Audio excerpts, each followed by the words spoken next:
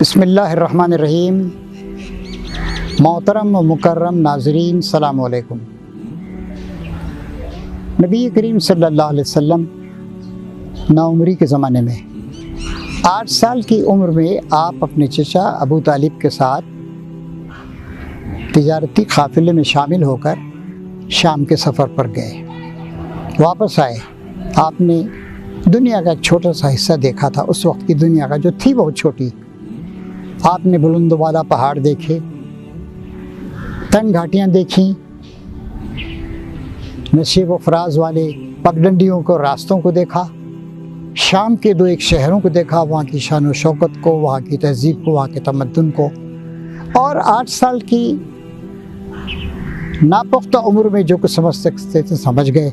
आपने वहाँ पर देखा कि बुतों की पूजा तो खैर मक्के में होती थी, अरब में बहुत ज़्यादा होती थी। आपने वहाँ पर ईसाइयों को देखा, यहूदियों को भी देखा, थोड़े बहुत यहूदी थे उन सब जगहों पर। आप गौर फिक्र करने लगे, गौर फिक्र का मादा आपके अंदर पैदा हो गया। फिर जब आप 12 साल के हुए तो बकरियाँ चराने लगे आप। आदमी जब बकरियाँ चलाता है और दूर रेगिस्तानों में तन्हा जाता है तो उसको वसी और रीस सहराओं को, रेत के ढेरों को और सूरज के तुलू को, सूरज के गुरूब को, सूरज के निस्फ़ नहार पर पहुंचने को देखने का मौका मिलता है। आंधियों का सामना करना पड़ता है। कभी कभी प्यास की शिद्दत की वजह से उसको अपने पास रखा हुआ पानी या किसी चश्मे को तलाश करके पानी पीना पड़ता है। चरवाहा उसे कहते हैं जो बकरियों को चराता है। और अक्सर अंबिया किराम के साथ ये हुआ है। ईसा अलैहिस्सलाम के साथ भी आपने देखा होगा ईसाइयों की तस्वीरों में कि शेफर्ड कहते हैं, good shepherd school. Good shepherd यानी ईसा अलैहिस्सलाम, अच्छा चरवाहा। तो बकरियां चराने से कंट्रोल कैसे किया जाए, डिसिप्लिन कैसे किया जाए, इस तरह की सलाहियतें एक इंसान के अंदर पैदा होती हैं। तो नबी करीम सल्लल्लाहु अलैहि वसल्लम शुरू से ही सितारों को देखते, सूरज को देखते, चाँद को देखते, सहराओं में जाते आप।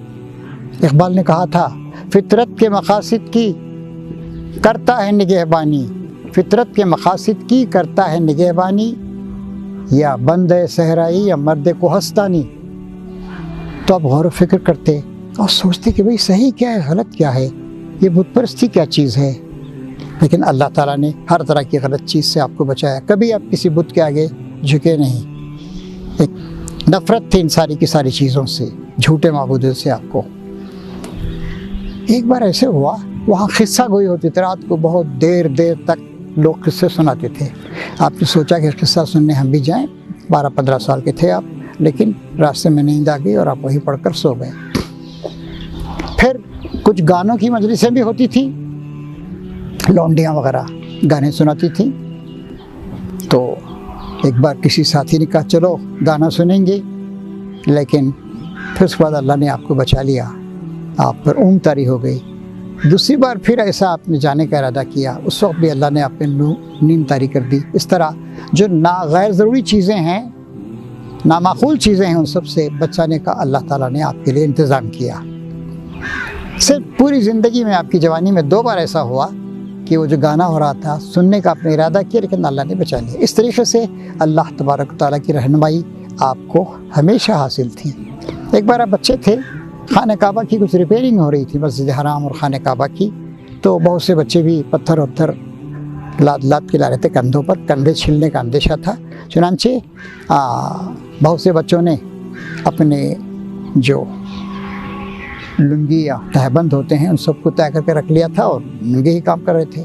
आपके चचा ने भी आपके कपड़े को निकालना चाहा, आप शर्म के मारे बेहोश होकर गिर गए। चुनांचे अल्लाह ने बेसतरी से भी आप उस छोटी उम्र में बचाया। तो इस तरीके से एक पाकीज़ा माहौल में आप परवान चढ़ने लगे अपने चचा अबू तालिब की सरपरस्ती में। और अल्लाह ताला ने हर तरह की ख़राबियों से, गैर माकूल, नामाकूल, गैर ज़रूरी चीज़ों से हमको, आपको बचाया।